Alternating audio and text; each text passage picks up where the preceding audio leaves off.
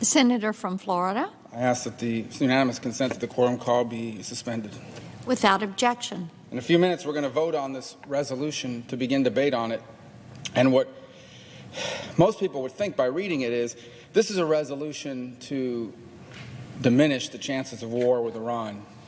I actually think if this resolution were to ever pass and actually become law, I would argue that even this debate we're having now to some extent potentially increases the chances of war. And I'll explain why in a moment. First, let me start out by saying I don't question the motives of the sponsors and proponents, the people that are in support of this. I think they legitimately, these are people with a long history of wanting to assert congressional oversight over the conduct of armed warfare, and it's certainly something that I respect. The problem is that their intentions and how this will be perceived to the audience that I believe it matters the most to right now, and that is the leadership of Iran, perception and the reality are two different things, and the perception is very serious. What is the perception? I can tell you just moments ago I went online before coming here just to see if anything's been written about it. And here's what I found. Just one headline, that's all I needed, because I think this broadly captures the way it's going to be talked about in the press and all over the world. Here's the headline from Politico. Senate to rein in Trump war powers after Iran strike. The first paragraph goes on to say, Senate set to pass bipartisan resolution to limit President Trump's authority to launch military operations against Iran weeks after the U.S. killed a top Iranian general. That's the opening paragraph of that story. That is basically the way it's going to be reported. And I'm going to explain to you why that's a problem.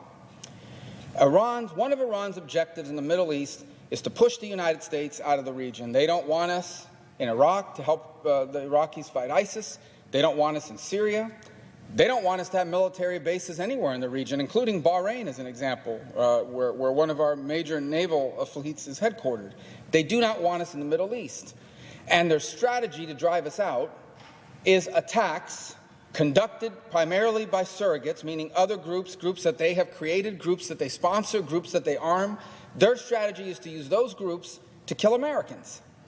And their reasoning is, number one, if they use these groups, it gives them deniability, so the world can't condemn them. They'll go on and say, it wasn't us, it was some Shia militia or some other group that did it.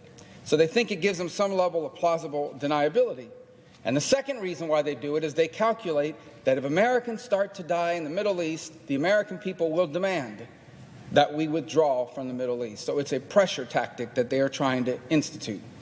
And they do direct attacks, as an example, but I remind you guys, just a few months ago, they were out in the ocean putting limpet mines on commercial vessels, and there were people in the city arguing, we've seen no evidence that was the Iranians. Well, it wasn't Luxembourg, it wasn't the Belgians. They're the only people in the region that had the ability to do it, but that's the kind of deniable attack that they seek to conduct and to kill Americans. By the way, the person who ran that program was General Soleimani. And I say general, he really wasn't a general, he was a terrorist with a uniform on. But the point being is that that is the campaign that Iran is trying to carry out. When they decide what kind of attacks to conduct against Americans, they weigh a couple things. The first is, how many Americans can we kill before America retaliates? Because they don't want a war with America. They do not want an open conflict with the United States. It's a war they can't and will not win. So they are trying to see how many Americans they can kill, how much they can get away with before triggering a direct response from the United States. And part of the calculus they use to determine that is our domestic political environment. I believe there is strong evidence that indicates, and I say this just from everything you see, that Iran already miscalculated once. They thought that Soleimani could travel the region with impunity and plan attacks to kill Americans and nothing would happen. And they were wrong, and they miscalculated. And it was evident that they miscalculated. It was evident by their own body language and the things they did in the days after, that they truly were shocked that the president took the steps that he took. And hopefully it reset their deterrence level.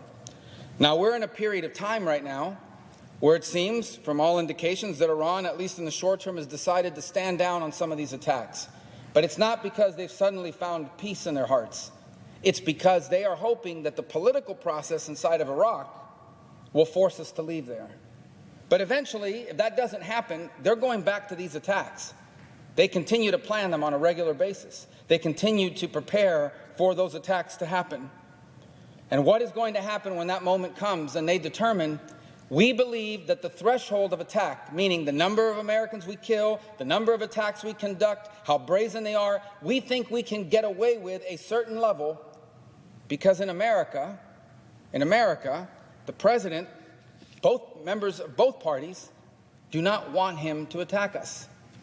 In fact, they would calculate, if we can even make it deniable, if we can even create some doubt that we were behind it, and it wasn't just some other group that was going to attack us anyway, it's going to make it even harder for him to respond. Now, that's not the reality. The reality of this administration is the reality of what I hope anyone who would ever occupy that position would be, and that is, if they know and they believe that American lives are at risk and they have a chance to disrupt it, they will do so. And I believe and I know this president would. And if Americans are attacked and harmed, that there would be a strong response in retaliation. The president has the constitutional power, and I would argue the duty, to do both of those things. The problem is the Iranians may not believe it. They may say to themselves, it's an election year.